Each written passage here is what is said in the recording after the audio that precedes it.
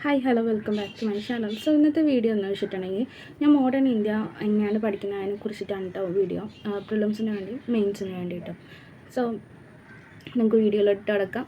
അതിനു മുമ്പ് മോഡേൺ ഇന്ത്യനെ കുറിച്ച് പറയുകയാണെങ്കിൽ നമ്മൾ UPSC ഇപ്പോൾ മുന്നത്തെ ഇയേഴ്സ് വെച്ച് നോക്കുമ്പോൾ മോഡേൺ ഇന്ത്യ UPSC ഇപ്പോൾ പ്രിലിംസിനായാലും മെയിൻസിനായാലും ചോദിക്കുന്ന ക്വസ്റ്റ്യൻസിൻ്റെ എണ്ണത്തിൽ ഇപ്പോൾ നല്ല രീതിയിൽ കുറവ് വന്നിട്ടുണ്ട്.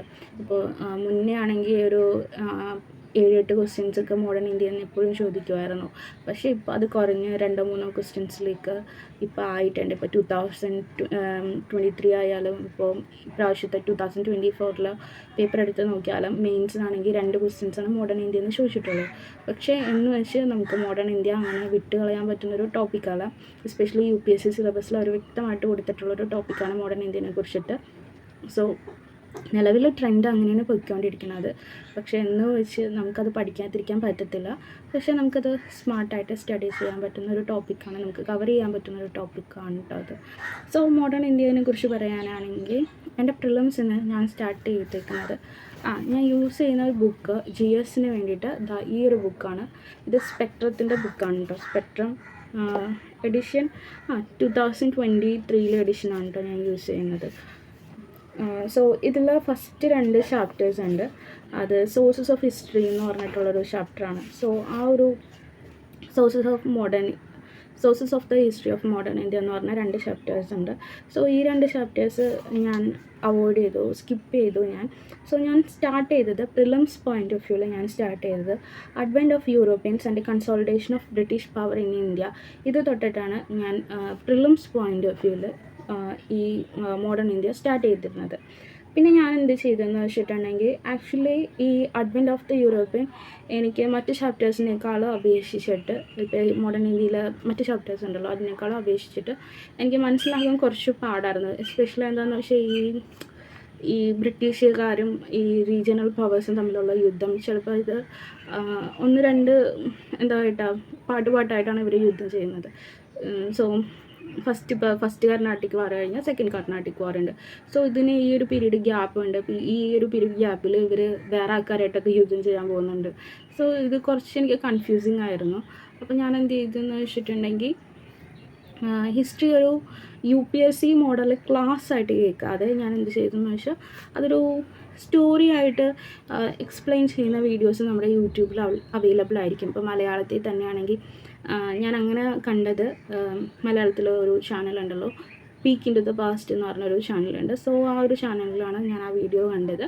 ഒരു ബാറ്റിൽ ഓഫ് ബക്സറി വരെയുള്ള കാലഘട്ടം ഞാൻ അതിൽ കണ്ടായിരുന്നു. സോ എന്തെന്ന് വെച്ചാൽ എനിക്കത് കഴിഞ്ഞ് വായിച്ചിട്ട് ആ ഒരു വീഡിയോ കണ്ടു കഴിഞ്ഞിട്ട് ഇത് വായിച്ചപ്പോൾ എനിക്ക് നല്ല എളുപ്പം പോലെ തോന്നി. എനിക്ക് അത്യാവശ്യം മനസ്സിലാവുന്നുണ്ട്. ഞാൻ ആ ഒരു പാട്ടായിരുന്നു എനിക്ക് ഏറ്റവും കൂടുതൽ കൺഫ്യൂസിങ് ആയിട്ടുള്ളത്. സോ അതിങ്ങനെ നമുക്കൊരു കഥ പോലെ എക്സ്പ്ലെയിൻ ചെയ്ത് തരുമ്പോൾ ഹിസ്റ്ററി ഉണ്ടല്ലോ നമ്മളൊരു കഥ പോലെ പഠിക്കേണ്ട ഒരു സബ്ജക്റ്റാണ്. സോ അങ്ങനെ പഠിച്ചു കഴിഞ്ഞിട്ടുണ്ടെങ്കിൽ കുറച്ച് നമ്മുടെ മെമ്മറിയിലോട്ട് അത് കയറിക്കോളും. സോ അങ്ങനെയാണ് ഞാൻ ഹിസ്റ്ററി സ്റ്റാർട്ട് ചെയ്തത്. പിന്നെ ഹിസ്റ്ററി സ്റ്റാർട്ട് ചെയ്തപ്പോൾ ഈ ഫസ്റ്റ് ചാപ്റ്ററിൽ ഞാൻ തുടങ്ങിയ chapter advent of the Europeans തൊട്ടിട്ട് ഞാൻ എന്ത് ചെയ്തെന്ന് വെച്ചിട്ടുണ്ടെങ്കിൽ പ്രിലിംസിൻ്റെ ക്വസ്റ്റ്യൻ പേപ്പർ നോക്കിയപ്പോൾ ഈ അഡ്വെൻറ്റ് ഓഫ് ദി യൂറോപ്യൻസിന് കുറച്ച് ക്വസ്റ്റ്യൻസ് വരുന്നുണ്ട്. സോ ആ ഒരു ഇതിൻ്റെ ബേസിസിൽ ഞാനൊരു നോട്ട് ഉണ്ടാക്കി. ഇപ്പോൾ നിങ്ങളാണെങ്കിലും നിങ്ങളുടെ ഹിസ്റ്ററി ബുക്കിലോ അല്ലെങ്കിൽ ഒരു A4 ഷീറ്റിലോ ഒരു നോട്ട് ഉണ്ടാക്കി വെക്കുക പ്രിലിംസ് പോയിൻ്റ് ഓഫ് വ്യൂവിൽ. കാരണം ഇത്രയും ഇത് കണ്ടോ, ഇതിൻ്റെ കട്ടി കണ്ടോ, ഇത് ഇത്രയും ഉണ്ടാവും. ഇത്രയും ഇത് ബുക്ക് എനിക്ക് തോന്നുന്നില്ല അത്രയ്ക്ക് റിവൈസ് ചെയ്യാൻ പറ്റുമെന്ന് എനിക്ക് തോന്നുന്നില്ല. നമുക്ക് പ്രിലിംസിന് വേണ്ടി ഒരു ഷോർട്ട് നോട്ടൊക്കെ ഉണ്ടാക്കി വെക്കുന്നതായിരിക്കും നല്ലത്. ആ ഷോർട്ട് നോട്ടിൽ ഇപ്പോൾ അഡ്വെൻറ്റ് ഓഫ് യൂറോപ്യൻസിനാണെങ്കിൽ ഇപ്പോൾ അധികം കാര്യങ്ങളൊന്നും നോട്ട് ചെയ്യേണ്ട. ഇപ്പോൾ യൂറോപ്യൻസ് ആണെങ്കിൽ ഇവരെവിടെയാണ് വന്നത്, ഇവരുടെ ഫസ്റ്റ് ഫാക്ടറി എവിടെയാണ് അവർ സെറ്റപ്പ് ചെയ്തത്, പിന്നെ ഏതൊക്കെ ഏരിയാസാണ് അവർ നോക്കിക്കൊണ്ടിരുന്നത്, പിന്നെ ഏത് ഗവർണർ ജനറലിൻ്റെ കാലഘട്ടത്തിലാണ് ഇവർ ആ ഏരിയാസ് പിടിച്ചെടുത്തത്, പിന്നെ ഈ മിലിറ്ററി പോസ്റ്റ് അവരുടെ മിലിറ്ററി പോസ്റ്റ് എവിടേക്കായിരുന്നു, ട്രേഡിംഗ് പോസ്റ്റ് എവിടേക്കായിരുന്നു, പിന്നെ എന്താണെന്ന് വെച്ചാൽ അവരേതെങ്കിലും പുതിയ ക്രോപ്സ് കാര്യങ്ങളൊക്കെ ഇന്ത്യയിൽ ഇൻട്രൊഡ്യൂസ് ചെയ്തിട്ടുണ്ടോ, അതാണെങ്കിൽ ഏത് യൂറോപ്യൻസ് ഇൻട്രൊഡ്യൂസ് ചെയ്തേക്കണം. അങ്ങനെയൊക്കെ ഒരു ഷോർട്ട് നോട്ടാക്കി വെക്കുക. ഇത് നിങ്ങൾക്ക് ഗൂഗിളിൽ നോക്കിയാൽ കിട്ടും കേട്ടോ ഈ ക്രോപ്സിൻ്റെ കാര്യങ്ങൾ. എസ്പെഷ്യലി പറയുകയാണെങ്കിൽ ചില്ലി, പപ്പായ ഒന്നും നമ്മുടെ അല്ല, ഇതൊക്കെ കോഫി ഇതൊന്നും നമ്മുടേതല്ല, അവർ ഇൻട്രൊഡ്യൂസ് ചെയ്തതാണ് ഇന്ത്യയിലേക്ക്. പിന്നെ എന്താണെന്ന് വെച്ചിട്ടുണ്ടെങ്കിൽ അവർ എന്തെങ്കിലും പുതിയ എന്തെങ്കിലും സാധനങ്ങൾ ഇന്ത്യയിൽ ക്രോപ്സ് അല്ലാതെ വേറെ എന്തെങ്കിലും സാധനങ്ങൾ ഇന്ത്യയിൽ ഇൻട്രൊഡ്യൂസ് ചെയ്തിട്ടുണ്ടെങ്കിൽ അത് നോട്ട് ചെയ്ത് വയ്ക്കുക. ഒരു ഉദാഹരണം പറയുകയാണെങ്കിൽ ഇപ്പോൾ പ്രിൻറ്റിംഗ് പ്രസ് ഞാൻ ആദ്യം വിചാരിച്ചിരുന്നത് അത് ബ്രിട്ടീഷുകാരാണ് ഇൻട്രൊഡ്യൂസ് ചെയ്തിരുന്നത്, പക്ഷെ അല്ല, അത് പോർച്ചുഗീസുകാരാണ് കൊണ്ടുവന്നത് പ്രിൻറ്റിംഗ് പ്രസ്. പിന്നെ എന്താ പറയുക, അതുപോലെ തന്നെയാണ് ഈ എന്താ പറയുക, ഈ റീജിയണൽ പൊളിറ്റിക്സിൽ ഇൻ്റർഫിയറിങ് റീജിയണൽ പൊളിറ്റിക്സ് അത് ബ്രിട്ടൻ്റെ ഒരു പോളിസിയാണെന്ന് ഞാൻ വിചാരിച്ചിരുന്നത്. എസ്പെഷ്യലി ഈ ഡോക്ട്രിൻ ഓഫ് ലാബ്സ് ഒക്കെ കണ്ടപ്പോൾ അത് ഫസ്റ്റ് ഇൻട്രൊഡ്യൂസ് ചെയ്തത് ബ്രിട്ടൻ ആണെന്നാണ് ഞാൻ വിചാരിച്ചുകൊണ്ടിരുന്നത്. പക്ഷേ ബ്രിട്ടീഷുകാരല്ല, അത് ഫ്രഞ്ചുകാരായിരുന്നു ഫസ്റ്റ് ഇന്ത്യയിൽ ഇൻട്രൊഡ്യൂസ് ചെയ്തത്. സോ ഏത് ഗവർണർ ജനറലാണ് അത് ഇൻട്രൊഡ്യൂസ് ചെയ്തത് അതൊക്കെ പഠിച്ചു വെക്കുക. പിന്നെ ബ്രിട്ടീഷുകാരുടെ ഇത് ഞാൻ പറയാനുണ്ടല്ലോ, അവരുടെ ഗവർണർ ജനറൽസ്, വൈസ്രോയി കാര്യങ്ങളിൽ അവരെന്തൊക്കെ സാധനം ഇന്ത്യയിൽ ഇൻട്രൊഡ്യൂസ് ചെയ്തിട്ടുണ്ട് അതിൻ്റെയൊക്കെ നോട്ട്സ് മസ്റ്റായിട്ട് ഉണ്ടാക്കി വെക്കണം. എസ്പെഷ്യലി ഈ പെർമനൻറ്റ് ലാൻഡ് റവന്യൂ സെറ്റിൽമെൻ്റ് ആയ പെർമനൻറ്റ് സെറ്റിൽമെൻറ്റ്, മഹൽവാരി സെറ്റിൽമെൻറ്റ്, പിന്നെ റെയിൽവേ, പിന്നെ സതി ആരാണ് അബോളിഷ് ചെയ്തത്, പിന്നെ വിഡോ റീമാരേജ് കൊണ്ടുവന്നത്, അങ്ങനെ ഒത്തിരി കാര്യങ്ങൾ നിങ്ങൾക്ക് മോഡേൺ ഇന്ത്യ വായിക്കുമ്പോൾ തന്നെ കിട്ടും. സോ ഇതൊക്കെ ഇൻട്രൊഡ്യൂസ് ചെയ്തത് ആരായിരുന്നു? വെർണാക്കുലർ പ്രസ് ആക്ട് കൊണ്ടുവന്നത് ആരുടെ ഒരു സമയത്തായിരുന്നു? സോ ഇതെല്ലാം നോട്ട് ചെയ്ത് വയ്ക്കാം. എന്നിട്ട് പാർട്ടീഷൻ ഓഫ് ബംഗാൾ ഓൾസോ, ഇത് വളരെ ഇമ്പോർട്ടൻ്റ് ആണ്. ഇങ്ങനത്തെ കാര്യങ്ങൾ നോട്ട് ചെയ്ത് വയ്ക്കേണ്ടത് പ്രിലിംസിന് മസ്റ്റായിട്ട് ചോദിക്കുന്ന ടൈപ്പ് ഓഫ് ക്വസ്റ്റ്യൻസ് ആണിത്. സോ എന്താ പറയുക, അതിൻ്റെ ഒരു നോട്ട് നിങ്ങളുടെ ഹിസ്റ്ററി ബുക്കിലോ അല്ലെങ്കിൽ നിങ്ങളുടെ ഒരു A4 ഷീറ്റിലോ അതിൻ്റെ ഒരു നോട്ട് എഴുതി വയ്ക്കാം. അങ്ങനെയായിരുന്നു ഞാനൊരു battle of Buxar, battle of Plassey, battle of Buxar വരെ ഞാൻ അങ്ങനെയായിരുന്നു ചെയ്തുകൊണ്ടിരുന്നത്. ബാറ്റിൽ ഓഫ് ബക്സറിന് ശേഷമാണ് എന്താ പറയുക, ഞാൻ എപ്പോഴും മെയിൻസ് ഓറിയൻറ്റഡ് പ്രിപ്പറേഷൻ തുടങ്ങിയിട്ടില്ല. മെയിൻസ് ഓറിയൻറ്റഡ് പ്രിപ്പറേഷൻ എൻ്റെ സ്റ്റാർട്ട് ചെയ്യുന്നത് 18th സെഞ്ച്വറി തൊട്ടാണ്. പക്ഷേ 18th സെഞ്ച്വറിയിലെ കാര്യങ്ങൾ നമുക്ക് കറക്റ്റായിട്ട് മനസ്സിലാവണമെങ്കിൽ നമ്മൾ എന്ത് ചെയ്യണമെന്ന് വെച്ചാൽ 1757 തൊട്ട് നോക്കണം. വായിച്ചാൽ മാത്രമേ നമുക്ക് അതിൻ്റെ ഒരു കറക്റ്റ് കണ്ടിന്യൂവേഷൻ നമുക്ക് കിട്ടുള്ളൂ. അതാണ് ഞാൻ പറഞ്ഞത്. അപ്പോൾ 1757 എന്താണെന്ന് വെച്ചിട്ടുണ്ടെങ്കിൽ 1756 ബാറ്റിൽ ഓഫ് പ്ലാസി അവസാനിക്കുകയും സിറാജുദ്ദീൻ ദൗളയായിരുന്നു നമ്മുടെ ലാസ്റ്റ് ഇൻഡിപെൻഡൻറ്റ് നവാബ് എന്ന് പറയുന്നത്. ബാക്കി പിന്നെ വന്ന നവാബെല്ലാം കമ്പനിയുടെ എന്താ പറയുക, ഒരു പപ്പറ്റ് പോലത്തെ ഒരു നവാബായിരുന്നു. അതായത് ഇൻഡയറക്റ്റ് കൺട്രോൾ എപ്പോഴും കമ്പനി പറയുന്ന ഒരു രീതിയിലായിരിക്കും നവാബ് തീരുമാനം ഒക്കെ എടുക്കുന്നത്. നവാബിൻ്റെ കോർട്ടിലെല്ലാം കമ്പനിക്ക് നല്ല രീതിയിൽ ഇൻഫ്ലുവൻസ് ഉണ്ടായിരുന്നു. സിറാജുദ്ദീൻ ദൗളയായിരുന്നു ലാസ്റ്റ് ഇൻഡിപെൻഡൻറ്റ് നവാബ്. സോ അതിനുശേഷം അത് കഴിഞ്ഞിട്ട് ബാറ്റിൽ ഓഫ് ബക്സർ വന്നു. ബാറ്റിൽ ഓഫ് ബക്സറിലാണ് പിന്നെ ഈ മുഗൾ എംപറിനെ അടക്കം മുഗൾ എംപറർ അവധിൽ, പിന്നെ മിർ കാസിം, സോ ഇവർ 3 പേരെയും കമ്പനി പരാജയപ്പെടുത്തുന്നത്. അതിനുശേഷം കമ്പനി വലിയൊരു രീതിയിലുള്ളൊരു പവറായിട്ട് ഉയർന്നു വരികയാണ് ചെയ്യുന്നത്. അതിനുശേഷം എന്താണെന്ന് വെച്ചിട്ടുണ്ടെങ്കിൽ, അതായത് ആ ഒരു സമയത്ത് മെജോറിറ്റി ഓഫ് ഇന്ത്യ ഭരിച്ചിരുന്നത് മുഗൾ എംപററല്ലേ. സോ ആ ഒരു മുഗൾ എംപററിനെ തന്നെയാണ് ബാറ്റിൽ ഓഫ് ബക്സറിൽ ബ്രിട്ടൻ തോൽപ്പിക്കുന്നത്. സോ അപ്പോൾ നമുക്ക് അറിയാലോ അവരുടെ പവേഴ്സ് ഇരട്ടിക്കും. അതുപോലെ തന്നെ ട്രീറ്റി ഓഫ് അലഹബാദ് എന്ന് പറഞ്ഞൊരു ട്രീറ്റി അവർ സൈൻ ചെയ്തിട്ടുണ്ടായിരുന്നു. ആ ഒരു ട്രീറ്റിയിൽ എന്താ പറയുക, ബംഗാൾ, ബീഹാർ, ഒഡീഷ ഈ സ്ഥലത്ത് റവന്യൂ കളക്ട് ചെയ്യാനുള്ള അധികാരം മുഗൾ എംപറർ ബ്രിട്ടന് നൽകിയായിരുന്നു. സോ ഇതിൽ നിന്നായിരുന്നു എല്ലാത്തിൻ്റെയും തുടക്കം എന്ന് പറയുന്നത്. സോ പിന്നെ നമുക്ക് മെയിൻസിലേക്ക് വരാം. മെയിൻസിലേക്ക് നമുക്ക് അതിൻ്റെ സിലബസ് എടുത്ത് നോക്കാം. ഫസ്റ്റ് ഇത് കണ്ടോ, ഇതാണ് മെയിൻസിൻ്റെ സിലബസ് എന്ന് പറയുന്നത്. അതിങ്ങനെ ഇരിക്കും. ഈ സിലബസ് നമുക്ക് നമുക്ക് സൈറ്റിൽ നിന്ന് ഡൗൺലോഡ് ചെയ്യാൻ കിട്ടും. ഗൂഗിളിൽ നിന്ന് നിങ്ങൾ UPSC നോട്ടിഫിക്കേഷൻ 2024 ഗൂഗിളിൽ അടിച്ചു വയ്ക്കാൻ മതി. അപ്പോൾ ഫസ്റ്റ് തന്നെ ഒരു PDF വന്ന് കിടക്കും. ആ ഒരു PDFിൽ നിന്ന് page number 29 to page number 33, ഈ ഒരു പേജ് നമ്പറിലാണ് നമ്മുടെ UPSCയുടെ സിലബസ് കിടക്കുന്നത്. സോ അതെടുക്കുക, അത് എന്നിട്ട് ഡൗൺലോഡ് ചെയ്ത് പ്രിൻ്റ് എടുക്കുക. അത് കഴിഞ്ഞിട്ട് നമുക്ക് GS1 സിലബസിലേക്ക് നോക്കാം. സിലബസിൽ നമുക്ക് തന്നിരിക്കുന്ന ക്ലൂസ് എന്തൊക്കെയാണെന്ന് വെച്ചാൽ, അവർ പറഞ്ഞിരിക്കുന്നത് എന്തൊക്കെയാണെന്ന് വെച്ചാൽ 2 ലൈൻ മാത്രമേ മോഡേൺ ഇന്ത്യൻ ഹിസ്റ്ററിനെ കുറിച്ചിട്ട് അവർ പറഞ്ഞിട്ടുള്ളൂ. ഒന്നാമത്തെ ലൈൻ എന്ന് വെച്ചിട്ടുണ്ടെങ്കിൽ the modern Indian history from about the middle of the 18th century until the present, significant events, personalities, issues. അത് കഴിഞ്ഞ് രണ്ടാമത്തേത് the freedom struggle, it's various stages and important contribution from different parts of the country. So ഈ 2 സെൻറ്റൻസാണ് നമുക്ക് അവർ തന്നിട്ടുള്ളൂ. So ഈ ഒരു സെൻറ്റൻസിലെ keywords എടുത്ത് നോക്കാൻ നേരത്ത് ഒന്നാമത്തേതിൽ modern Indian history from about middle of the 18th century. Okay, middle of the 18th century note ചെയ്ത് വെക്കണം കേട്ടോ. Until the present, okay. അത് പിന്നെ സിഗ്നിഫിക്കൻറ്റ് ഇവൻറ്റ്സ് വേണം, പേഴ്സണാലിറ്റി വേണം, ഇഷ്യൂസ് വേണം. അത് കഴിഞ്ഞിട്ട് ഫ്രീഡം സ്ട്രഗിളിൻ്റെ വേരിയസ് സ്റ്റേജസ്, ഏതൊക്കെയാണ് ഫ്രീഡം സ്ട്രഗിളിൻ്റെ വേരിയസ് സ്റ്റേജസ്, പിന്നെ ഇമ്പോർട്ടൻറ്റ് കോൺട്രിബ്യൂട്ടേഴ്സ് അല്ലെങ്കിൽ കോൺട്രിബ്യൂഷൻസ്. സോ ഇത്രയും കാര്യങ്ങളാണ് നമുക്ക് വേണ്ടത്. സോ ഇത്രയും കാര്യങ്ങളിൽ അവർ എന്താണോ, ഇതാണ് നമുക്ക് തന്നിരിക്കുന്ന കീവേഡ്. ഈ ഒരു കീവേഡിൽ നിന്ന് എന്താണ് അവർ ഉദ്ദേശിച്ചതെന്ന് മനസ്സിലാക്കാൻ വേണ്ടി നമുക്ക് PYQ പോയി നോക്കേണ്ടി വരും. സോ ഞാനങ്ങനെ PYQ എടുത്ത് നോക്കി. PYQ എടുത്ത് നോക്കിയ സമയത്ത് ഒരുപാട് കാര്യങ്ങൾ എനിക്ക് PYQs നിന്ന് മനസ്സിലാക്കാൻ പറ്റി. ഇവൻറ്റ്സ് ഏതാണ്, പേഴ്സണൽസ് ഏതാണ്, ഇഷ്യൂസ് ഏതാണ്, സ്റ്റേജസ് ഏതാണ്, കോൺട്രിബ്യൂഷൻസ് എന്താണ്, ഇതൊക്കെ മനസ്സിലാക്കാൻ പറ്റി. സോ ഞാനത് ഇതുണ്ടോ, ഇതുപോലെ ഒരു ടേബിളിൽ ഞാൻ എടുത്ത് അങ്ങോട്ട് എഴുതി. ഇത് കണ്ടോ, ഇത് നിങ്ങൾ കാണുന്നുണ്ടെന്ന് തോന്നുന്നു. പിന്നെ അതിൻ്റെ ഇത് ഇപ്പുറത്തുണ്ട്. ഇതെല്ലാം എന്താ പറയുക, PYQs നോക്കിയിട്ട് അനാലിസിസ് ചെയ്ത് എടുത്ത് എഴുതിയ കാര്യങ്ങളാണ്. സോ ഇങ്ങനെ നിങ്ങളൊന്ന് ചെയ്ത് നോക്കും. നല്ല യൂസ്ഫുള്ളാണ് PYQs എടുത്തിട്ട് അത് അനാലിസിസ് ചെയ്തിട്ട് അതിൻ്റെ ഒരു രീതിയിൽ പഠിക്കുന്നത് നല്ല രീതിക്ക് യൂസ്ഫുള്ളാട്ടോ. സോ നിങ്ങളിങ്ങനെ ഒന്ന് ചെയ്ത് നോക്കും. അപ്പോൾ നിങ്ങൾക്ക് സിലബസ് ഡീകോഡ് ചെയ്യാൻ ഭയങ്കര എളുപ്പമായിരിക്കും. ഇപ്പോൾ ഇവിടെ തന്നെ ഫസ്റ്റ് നമ്മുടെ സിലബസിൽ എന്താ കൊടുത്തിരിക്കുന്നത്, modern Indian history from the middle of the 18th century until the present significant events. First events ഉണ്ട്. സോ ഈ ഏതൊക്കെ ഇവൻറ്റ്സ് ആണെന്ന് എനിക്ക് ഒട്ടും അറിയത്തില്ല. സോ PYQs പോയി നോക്കി. സോ അവിടെ ഞാൻ കണ്ട കുറച്ച് ഇവൻറ്റ്സ് കാര്യങ്ങളൊക്കെ ഉണ്ട്. ഒന്നാമത്തേത് കുറച്ച് ഇവൻറ്റ്സിൻ്റെ കാര്യങ്ങൾ പറയാം. Revolt of 1857, formation of the Congress, പിന്നെ Indian renaissance, naval mutiny, partition of Bengal, Surat split, പിന്നെ civil disobedience movement, quit India, round table conference, Khilafat, Swadeshi movement, world war 1, പിന്നെ world war 2, home rule league movements, പിന്നെ non cooperation movement, Rowlatt act, പിന്നെ partition of India. ഇത്ര events ഉണ്ട്. പിന്നെ second എന്ന് വെച്ചിട്ട് പേഴ്സണാലിറ്റീസാണ്. അപ്പോൾ ഏതൊക്കെ പേഴ്സണാലിറ്റീസിനെ കുറിച്ചിട്ടാണ് മീൻസിന് ചോദിക്കാം. അപ്പോൾ ക്വസ്റ്റ്യൻ പേപ്പർ നോക്കിയപ്പോൾ കിട്ടിയതാണ്. ഗാന്ധിജീനെ കുറിച്ച് ചോദിക്കുന്നുണ്ട്, സുഭാഷ് ചന്ദ്രബോസിനെ കുറിച്ച് ചോദിക്കുന്നുണ്ട്. ഇപ്പോൾ പ്രിലിംസിനൊക്കെ ആകുമ്പോൾ ഈ ബ്രിട്ടൻ്റെ ഗവർണർ ജനറലും വൈസ് റോയ്സിനെ കുറിച്ച് എപ്പോഴും ചോദിക്കാറുണ്ട്.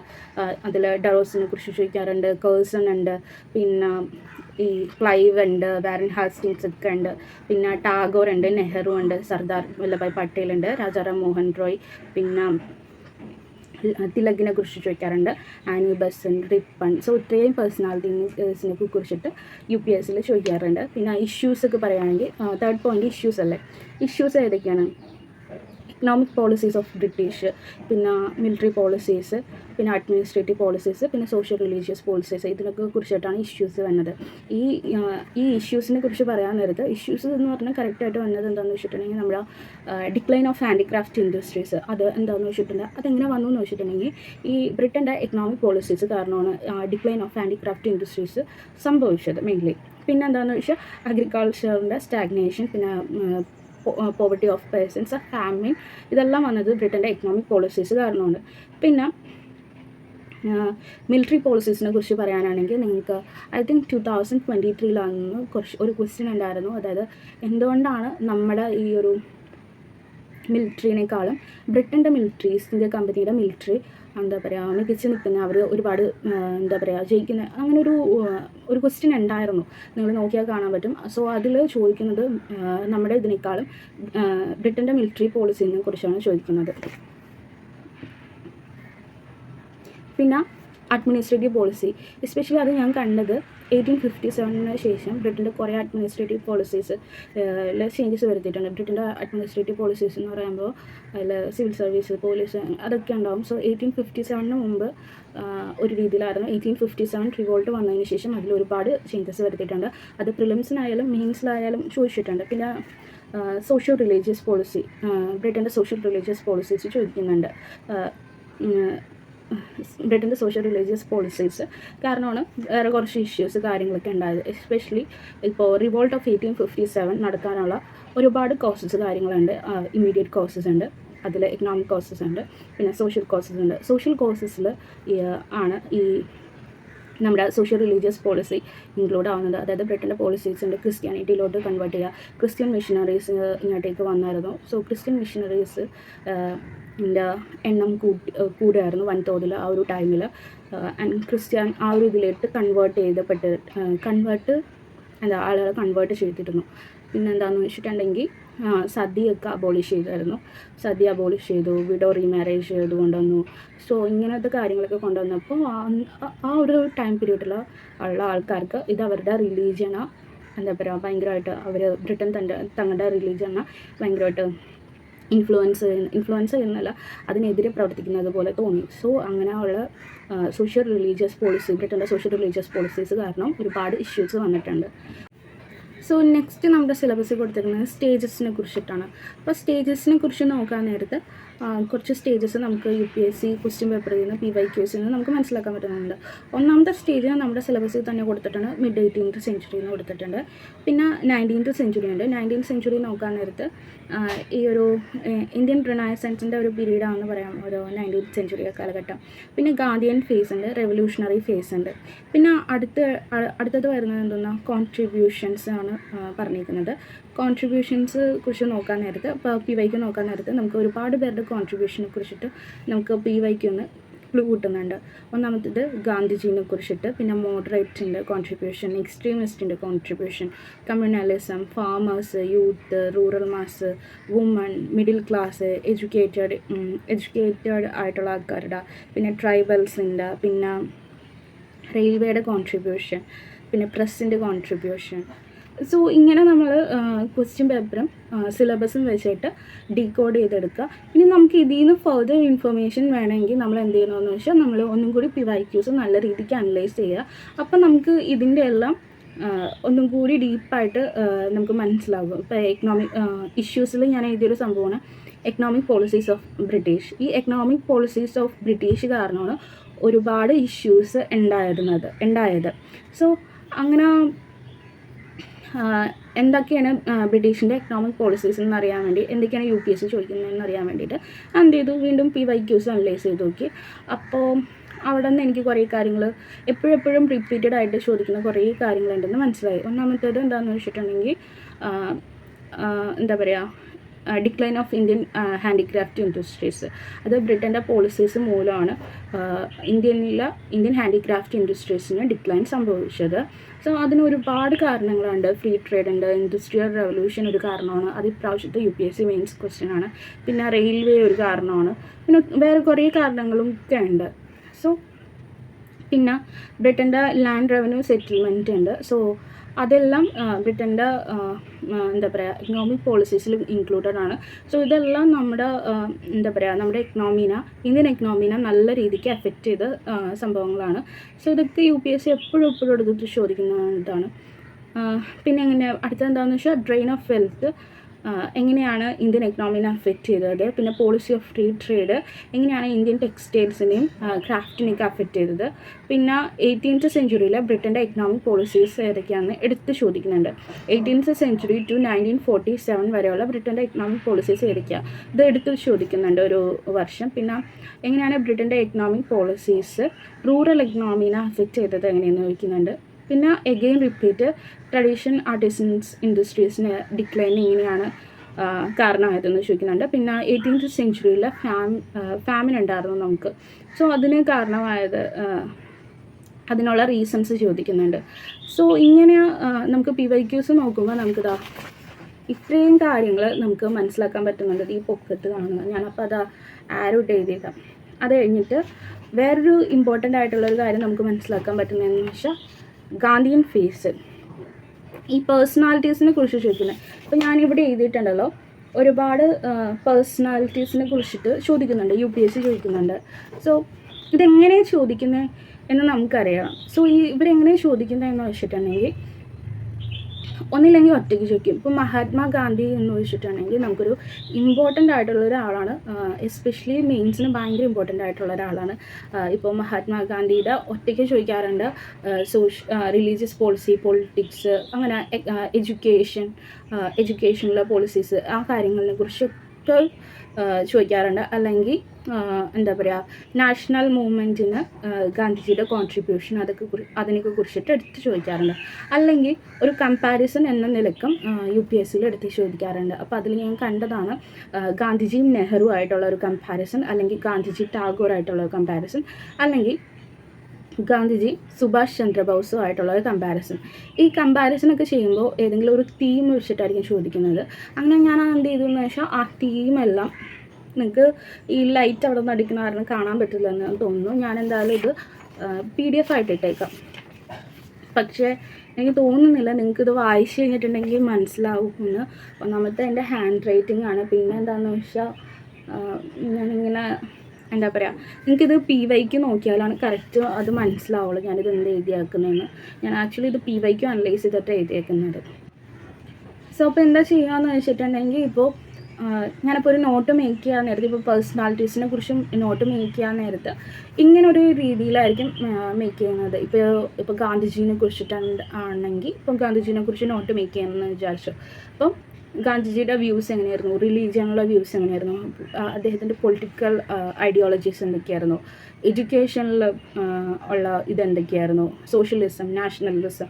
സോ ഇങ്ങനെ ഈ ഒരു 4 പേഴ്സണാലിറ്റീസ് ഉണ്ടല്ലോ, ഗാന്ധിജി, നെഹ്റു, ടാഗോർ, പിന്നെ സുഭാഷ് ചന്ദ്രബോസ്, ഇവരൊക്കെ കുറിച്ച് എഴുതും. പിന്നെ ഇതിൻ്റെ കൂട്ടത്തിൽ തന്നെ തിലകിനെ കുറിച്ചിട്ട് ചോദിച്ചിട്ടുണ്ട് UPSC. സോ തിലകിനെ കുറിച്ചിട്ടും നമുക്ക് എഴുതാനുണ്ട്. അതുപോലെ തന്നെ സർദാർ വല്ലഭായ് പട്ടേൽ, ഇപ്പോൾ പ്രിൻസ്ലി സ്റ്റേറ്റിൻ്റെ ഇൻറ്റിഗ്രേഷന് വേണ്ടിയിട്ട് സർദാർ വല്ലഭായ് പട്ടേലിൻ്റെ ഒരു കോൺട്രിബ്യൂഷൻ ഉണ്ട്. സോ അതിനെക്കുറിച്ചും നമുക്ക് നോട്ട് ഉണ്ടാക്കേണ്ടതുണ്ട്. പിന്നെ അടുത്തൊരു ഇമ്പോർട്ടൻ്റ് ഏരിയ ആണ് കോൺഗ്രസും മോഡറേറ്റ്സും ആയിട്ടുള്ള ഇത്. സോ ഇപ്പോൾ ക്വസ്റ്റ്യൻ പേപ്പറിലോട്ട് വരാൻ നേരത്ത് UPSC ഈ ഒരു ഏരിയയിൽ നിന്ന് എന്താ ഡിമാൻഡ് ചെയ്യണമെന്ന് നോക്കിക്കഴിഞ്ഞിട്ടുണ്ടെങ്കിൽ നമുക്ക് PYക്ക് നോക്കിക്കഴിഞ്ഞാൽ മനസ്സിലാകും. അതായത് മോഡറേറ്റും എക്സ്ട്രീമിസ്റ്റും തമ്മിലുള്ള ഐഡിയോളജി ഡിഫറൻസ്, പിന്നെ ഇന്ത്യൻ ഇൻഡിപെൻഡൻസിന് കോൺഗ്രസിൻ്റെ റോൾ എന്തായിരുന്നു. അപ്പോൾ കോൺഗ്രസിൻ്റെ റോൾ ചോദിക്കുമ്പോൾ ഒബ്വിയസ്ലി നാളെ ഇനി എക്സ്ട്രീമിസ്റ്റിൻ്റെ റോളും ചോദിക്കാം ഇന്ത്യൻ ഇൻഡിപെൻഡൻസിന് വേണ്ടിയിട്ട്.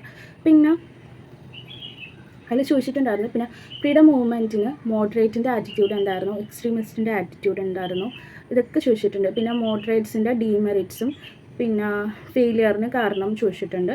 അതുപോലെ തന്നെ എക്സ്ട്രീമിസ്റ്റിൻ്റെ ഡീമെറിറ്റ്സും ഫെയിലിയറും ചോദിക്കാം. സോ ഇങ്ങനെയൊക്കെ ഉള്ളൊരു രീതിയിൽ നോട്ട് വയ്ക്കുക. പിന്നെ അടുത്തെന്ന് പറയുമ്പോൾ social religious movements 19th century ഭയങ്കര ഇമ്പോർട്ടൻ്റ് ആണ്. 1857 ഇമ്പോർട്ടൻ്റ് ആണ്. സോ 1857 നോക്കാൻ നേരത്ത് നിങ്ങൾ റിവോൾട്ടാണ് 1857 റിവോൾട്ട്. അപ്പോൾ അതിൽ നോക്കാൻ നേരത്ത് നിങ്ങൾ കോസസ് ഓഫ് ദ റിവോൾട്ട് പഠിക്കുക. പിന്നെ എന്താണെന്ന് വെച്ചാൽ അഡ്മിനിസ്ട്രേറ്റീവ് ചേഞ്ചസ് ആഫ്റ്റർ 1858 പഠിക്കുക. പിന്നെ ഈ 1857 റിവോൾട്ടിലേക്ക് നയിച്ച ചില സ്മോൾ ആൻഡ് ലോക്കൽ റിബല്യൻസ് ഉണ്ട്, അതിനെക്കുറിച്ചൊരു നോട്ട് ഉണ്ടാക്കുക. പിന്നെ 1857 ഔട്ട്കം എന്താണ്, ഫെയിലിയർ ആവാനുള്ള കാരണം എന്താണ്, ഇത്രയും മാത്രം മതി 1857 റിവോൾട്ട് ആ ചാപ്റ്ററിൽ നിന്ന് നിങ്ങൾ പഠിക്കേണ്ടത് മെയിൻസ് പോയിൻ്റ് ഓഫ് വ്യൂവിൽ കേട്ടോ. സോ ഇത്തരത്തിലുള്ള നോട്ട് ഉണ്ടാക്കിയാൽ നമുക്ക് ഈസി ആയിരിക്കും റിവൈസ് ചെയ്യാൻ വേണ്ടി. പിന്നെ സോഷ്യൽ റിലീജിയസ് മൂവ്മെൻറ്റ് നോക്കുവാണെങ്കിൽ ഈ 19th സെഞ്ച്വറി അതാണ് പറയുന്നത്. 19th സെഞ്ച്വറി എന്ന് പറഞ്ഞാൽ ഒരു റിഫോം പീരീഡാണ്. അപ്പോൾ ഈ സോഷ്യൽ റിലീജിയസ് മൂവ്മെൻറ്റ്സ് എങ്ങനെയാണ് ഇന്ത്യൻ നാഷണൽ മൂവ്മെൻറ്റിന് റൈസിന് കോൺട്രിബ്യൂഷൻ കൊടുത്തത്, പിന്നെ ഈ 19th സെഞ്ച്വറിയുടെ ക്യാരക്ടറിസ്റ്റിക് കാര്യങ്ങൾ എങ്ങനെയാണ്, പിന്നെ അതുപോലെ തന്നെ ഈ 19th സെഞ്ച്വറി പീരീഡിൽ ഒരുപാട് ഈ സോഷ്യൽ റിലീജിയസ് മൂവ്മെൻറ്റിൻ്റെ ഇതിലുണ്ടല്ലോ ഒരുപാട് പേഴ്സണാലിറ്റീസിനെ കുറിച്ചും അവരുടെ ഓർഗനൈസേഷനെ കുറിച്ച് ചോദിക്കുന്നുണ്ട്. എസ്പെഷ്യലി രാജാ റാം മോഹൻ റോയ്, പിന്നെ രാമകൃഷ്ണ മിഷൻ, സ്വാമി വിവേകാനന്ദ, അങ്ങനെ ഈശ്വർ ചന്ദ്ര വിദ്യാസാഗർ, അങ്ങനെ ഒരുപാട് പേഴ്സണാലിറ്റീസിനെ കുറിച്ച് ചോദിക്കുന്നുണ്ട്. പിന്നെ ഈ ഒരു 19th സെഞ്ച്വറിയിൽ വുമൻസിൻ്റെ കണ്ടീഷനെ കുറിച്ചും ചോദിക്കുന്നുണ്ട്. സോ ഇതൊക്കെ നമുക്ക് ഇത്തരത്തിലൊക്കെ നോട്ട് മേക്ക് ചെയ്യുക. അത് കഴിഞ്ഞിട്ട് നിങ്ങൾ എസ്പെഷ്യലി നോട്ട് ചെയ്യേണ്ടത് എന്താണെന്ന് വെച്ചിട്ടുണ്ടെങ്കിൽ ഈ civil disobedience movement, quit India movement, ഇതിലൊക്കെ നിങ്ങൾ ഫാമേഴ്സിൻ്റെയും ഈ വുമൻസിൻ്റെ, എസ്പെഷ്യലി വുമൺ ഒരുപാട് പ്രാവശ്യം UPSC എടുത്ത് ചോദിക്കുന്നത്. വുമൺ ഇമ്പോർട്ടൻ്റ് ആണ്, മിസ് ചെയ്യരുത്. ഇതിൽ വുമൻസിൻ്റെ കോൺട്രിബ്യൂഷൻ ഒക്കെ നിങ്ങൾ എടുത്ത് എഴുതണം കേട്ടോ. സോ നിങ്ങൾ നോട്ട് മേക്ക് ചെയ്യുമ്പോൾ ഇത്തരത്തിലുള്ളൊരു നോട്ട് മേക്ക് ചെയ്തിട്ടുണ്ടെങ്കിൽ അത് നിങ്ങൾക്ക് മെയിൻസിന് റെഫർ ചെയ്യാൻ വേണ്ടി നല്ലതായിരിക്കും. ഞാൻ അങ്ങനെ ചെയ്യുന്നത്. പിന്നെ ഞാൻ ഈ ക്വസ്റ്റ്യൻ പേപ്പേഴ്സൊക്കെ അനാലിസിസ് ചെയ്യാൻ വേണ്ടി ഞാൻ യൂസ് ചെയ്ത ദി ബുക്കാണ് കേട്ടോ. 45 ഇയേഴ്സിൻ്റെ UPSC സിവിൽ സർവീസ് മെയിൻസിൻ്റെ ക്വസ്റ്റ്യൻസ്, അൺസോൾവ്ഡ് PYQs ആണ്. പിന്നെ പ്രിലിംസിന് വേണ്ടിയിട്ട് ഞാൻ യൂസ് ചെയ്യുന്നതെന്ന് വെച്ചാൽ ഇത് ഈ ബുക്കാണ്. ഞാൻ ഓരോ ചാപ്റ്റർ കഴിയാൻ നേരത്തും ഞാൻ ഈ ഒരു ബുക്ക് വന്ന് നോക്കാറുണ്ട് പ്രിലിംസിന് വേണ്ടിയിട്ട്. കാരണം എന്താണെന്ന് വെച്ചാൽ നമുക്ക് ആ MCQs ഒന്നും പ്രാക്ടീസ് ചെയ്യാൻ നേരത്ത് ഉണ്ടല്ലോ, നമുക്ക് കുറച്ചുകൂടി നമ്മൾ പഠിച്ചൊരു നോളജ്, സാധാരണ നമ്മൾ വായിക്കുന്ന പോലെ അല്ല നമ്മൾ PYQs വന്ന് അറ്റൻഡ് ചെയ്യുമ്പോൾ. PYQs വന്ന് അറ്റൻഡ് ചെയ്യുമ്പോഴാണ് നമുക്ക് ശരിക്കും മനസ്സിലാവുന്നത് നമ്മൾ പഠിച്ചതെല്ലാം ശരിക്കും നമുക്ക് ആ ഒരു നോളജ് നമുക്ക് അത് അപ്ലൈ ചെയ്യാൻ പറ്റുന്നുണ്ട്. UPSC ലെവലിൽ ഒരു ക്വസ്റ്റ്യൻ വരുമ്പോൾ നമുക്കത് അപ്ലൈ ചെയ്യാൻ പറ്റുന്നുണ്ടോ എന്നൊക്കെ മനസ്സിലാവുന്നത് നമ്മൾ PYQs അറ്റൻഡ് ചെയ്യുമ്പോഴാണ്. സോ ഈ ഒരു ബുക്കിൽ UPSCയുടെ തന്നെ PYQs ഉണ്ട്, പ്രീവിയസ് ഇയർ ക്വസ്റ്റ്യൻ പേപ്പേഴ്സ് ഉണ്ട്, പിന്നെ MCQs ഉണ്ട്, NCERT ബേസ്ഡ് MCQs ഒക്കെ ഉണ്ട്. സോ റിവൈസ് ചെയ്യാൻ, പ്രിലിംസിന് വേണ്ടിയൊക്കെ റിവൈസ് ചെയ്യാൻ ഞാൻ ഈ ബുക്കായിട്ട് യൂസ് ചെയ്യുന്നത്. നല്ല ബുക്കാണ്. ഞാൻ ഇടയ്ക്ക് എൻ്റെ കമ്മ്യൂണിറ്റി ടാബിൽ ഞാൻ ഇടയ്ക്ക് ചില ക്വസ്റ്റ്യൻസ് ഒക്കെ പോസ്റ്റ് ചെയ്യാറുണ്ട്. സോ അതിൽ മിക്ക ക്വസ്റ്റ്യൻസും ഞാൻ എടുക്കുന്നത് ഈ ബുക്കിൽ നിന്നാണ്. സോ ഈ 2 ബുക്കിൽ നിന്നാണ് ഞാൻ എടുക്കുന്നത്. പിന്നെ എൻ്റെ കയ്യിൽ ഇത് ദിശയുടെ ബുക്കാണ്. ഐ തിങ്ക് ഞാനിത് 2022 നടത്തിയ പർച്ചേസ് ആണെന്ന് തോന്നുന്നു. പിന്നെ എൻ്റെ കയ്യിൽ തന്നെ മറ്റേ ദിശയുടെ മൃണാൾ സാറിൻ്റെ ഒരു ബുക്കല്ലേ, അതും UPSCയുടെ PYQsന് വേണ്ടിയുണ്ട്. പിന്നെ ഒരു കാര്യം ഞാൻ പറയാൻ വിട്ടുപോയി, നിങ്ങൾ മോഡേൺ ഇന്ത്യ പഠിക്കാൻ നേരത്തുണ്ടല്ലോ, ഈ NCERTയിലെ NCERTയുടെ ഇത് ഓൾഡ് NCERT ആണ്. അപ്പോൾ ഈ NCERTയുടെ ബാക്കിൽ ഓരോ ചാപ്റ്റർ കഴിയുമ്പോഴും ഓരോ എക്സസൈസ് കൊടുത്തിട്ടുണ്ട്. ഈ ഒരു എക്സസൈസ് നിങ്ങൾ എന്തായാലും മസ്റ്റായിട്ടും ചെയ്യണം കേട്ടോ. അത് ഇമ്പോർട്ടൻ്റ് ആണ്. കാരണം എന്താണെന്ന് വെച്ചിട്ടുണ്ടെങ്കിൽ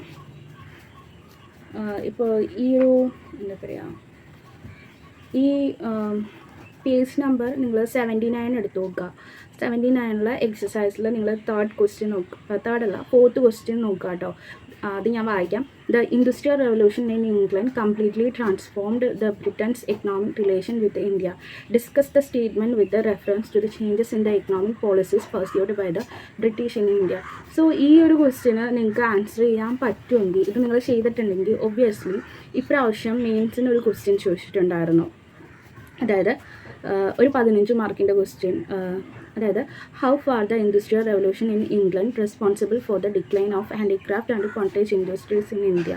സോ ഇത് നിങ്ങൾക്ക് ആൻസർ ചെയ്യാൻ പറ്റും. സോ ഈ ഒരു എക്സസൈസൊക്കെ നോക്കി UPSC സ്റ്റാൻഡേർഡായിട്ട് നല്ല രീതിക്ക് മാച്ച് ചെയ്യുന്നുണ്ട് ഈ ഓൾഡ് NCERTയിലെ ക്വസ്റ്റ്യൻസ്. ആൻഡ് നല്ലതാട്ടോ, നിങ്ങളതൊന്ന് പ്രാക്ടീസ് ചെയ്ത് നോക്കണം. ഒരിക്കലും ആ ഇത് സ്കിപ്പ് ചെയ്യാൻ പാടില്ല, ഈ NCERTയുടെ ഈ ബാക്കിലുള്ള ഈ ക്വസ്റ്റ്യൻസ് കേട്ടോ. സോ ഇത് ഞാൻ പറയാൻ വിട്ടുപോയത്, സോ അതും ഇതിൻ്റെ കൂടെ കൂട്ടിച്ചേർക്കുക. സോ ഇങ്ങനെയാണ് ഞാൻ എൻ്റെ മോഡേൺ ഇന്ത്യൻ ഹിസ്റ്ററി കവർ ചെയ്യുന്നത്. വേറൊന്നുമില്ല, ഫസ്റ്റ് സിലബസ് എടുക്കുക, സിലബസ് ഡീകോഡ് ചെയ്യുക, എന്നിട്ട് എന്താണെന്ന് വെച്ചാൽ PYQs നോക്കുക, പ്രിലിംസിൻ്റെ PYQs നോക്കുക, മെയിൻസിൻ്റെ PYQs നോക്കുക. പ്രിലിംസിൻ്റെ നോക്കാൻ നേരത്ത് നമുക്ക് ചില ഏരിയാസിൽ നിന്ന് ക്വസ്റ്റ്യൻ ചോദിക്കുന്നതെന്ന് മനസ്സിലാക്കും. ആ ഒരു ഏരിയാസിൽ പ്രിലിംസ് പോയിൻ്റ് ഓഫ് വ്യൂവിൽ പഠിക്കുക. ആൻഡ് മെയിൻസിന് വേറൊരു ഏരിയ എന്നാണ് ക്വസ്റ്റ്യൻ ചോദിക്കുന്നതെന്ന് മനസ്സിലായി, mid of the 18th century തൊട്ട്. സോ ഞാൻ mid of the 18th century തൊട്ടാണ് മെയിൻസ് പോയിൻ്റ് ഓഫ് വ്യൂവിൽ നോക്കിയത്. പക്ഷേ അതിൻ്റെ കണ്ടിന്യൂഷൻ വരുന്നത് ശരിക്കും അതിൻ്റെ സ്റ്റാർട്ടിംഗ് എന്ന് പറഞ്ഞത് 1757 എന്താ ബാറ്റിൽ ഓഫ് പ്ലാസിക്ക് ശേഷമാണ് ശരിക്കും അതിൻ്റെ ഒരു സ്റ്റാർട്ടാവുന്നത്. സോ ഒരു കണ്ടിന്യൂവേഷന്, അതായത് ഒരു തുടക്കത്തിന് വേണ്ടിയിട്ടുണ്ടല്ലോ ഞാൻ ആ 1757 തൊട്ടെങ്കിൽ സ്റ്റാർട്ട് ചെയ്തു, അത് മനസ്സിലാക്കാൻ വേണ്ടി. എസ്പെഷ്യലി ഈ ലാൻഡ് റവന്യൂ ഒക്കെ അതായത് ഡുവൽ ഗവൺമെൻറ് ഒക്കെ വരുന്നത് തൊട്ടാണ് ശരിക്കും നമ്മുടെ ഒരു എക്കണോമിയുടെ തകർച്ചക്ക് തുടക്കമായത്. ശരിക്കും ഡുവൽ ഗവൺമെൻറ്റാണ്. ആക്ച്വലി ആ ഫാമിൻ എന്ന് പറയുന്നത്, അതായത് 1800 ഒരു ബംഗാളിൽ 18th ആണെന്ന് തോന്നുന്നു, ഞാൻ മറന്നുപോയി ഇയർ. ബംഗാളിൽ ഒരു ഗ്രേറ്റ് ഫാമിൻ നടന്നായിരുന്നു. സോ അതിൽ ബംഗാളിൽ നല്ലൊരു ശതമാനം പോപ്പുലേഷൻ തന്നെ മരിച്ചു പോയായിരുന്നു. അവർ എന്താ പറയുക, ഭക്ഷണം കിട്ടാതായിട്ട് അവർ പുല്ലൊക്കെ തിന്ന സിറ്റുവേഷൻസ് ഒക്കെ ഉണ്ടായിരുന്നു. സോ ഈ ഒരു കാര്യങ്ങളൊക്കെ നമുക്ക് അറിഞ്ഞിരുന്നു കഴിഞ്ഞിട്ടുണ്ടെങ്കിൽ ബാക്കി ഈ ബ്രിട്ടൻ്റെ 18th century പഠിക്കാൻ നേരത്ത് നമുക്ക് എന്താ പറയുക നല്ലൊരു ക്ലിയർ പിക്ചർ കിട്ടും. സോ അതിന് വേണ്ടിയിട്ടാണ് ഞാൻ അവിടെ തൊട്ട് 1757 തൊട്ട് വായിച്ചു തുടങ്ങിയത്. പിന്നെ എന്താണെന്ന് വെച്ചാൽ ഞാൻ എപ്പോഴും പറയുന്ന പോലെ PYQ അനലൈസ് ചെയ്തത് ഇതുപോലൊരു സംഭവം ഉണ്ടാക്കി ഇതിൻ്റെ ബേസിസിൽ ആണ് ഞാൻ നോട്ട് ഉണ്ടാക്കുന്നത്. സോ ഇങ്ങനെയാണ് ഞാൻ മോഡേൺ ഇന്ത്യൻ ഹിസ്റ്ററി കവർ ചെയ്തത്. സോ അത്രയേ ഉള്ളൂ ഇന്നത്തെ വീഡിയോ. അടുത്തൊരു വീഡിയോ ആയിട്ട് കാണുന്നവരെ ബൈ ബൈ, ടേക്ക് കെയർ.